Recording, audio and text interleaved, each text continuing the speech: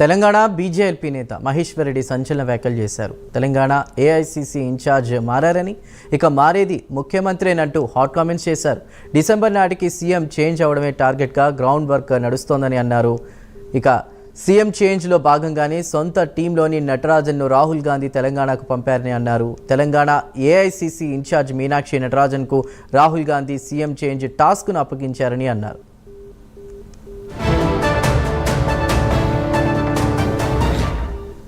CM Revanth Reddy నేతృత్వంలో తెలంగాణలో కాంగ్రెస్ సర్కార్ గాడి తప్పడమే కాదు, కేబినెట్ కూడా గాడి తప్పిందని మహేశ్వర్ రెడ్డి అన్నారు. కేబినెట్లో జరిగే కలహాలు కూడా కథలుగా వినిపిస్తున్నాయని అన్నారు. తెలంగాణ సీఎం చేంజ్ అవుతారని తాను ఎప్పుడో చెప్పానన్న మహేశ్వర్ రెడ్డి, ఢిల్లీ నుంచి వచ్చిన మీనాక్షి నటరాజన్ ఆశీస్సులుంటేనే రేవంత్ రెడ్డి తెలంగాణ ముఖ్యమంత్రిగా కొనసాగుతారని తెలిపారు. ఒక్క మంత్రి కూడా లెక్క చేయడం లేదని స్వయంగా రేవంత్ రెడ్డి చెప్పారని మహేశ్వర్ రెడ్డి అన్నారు.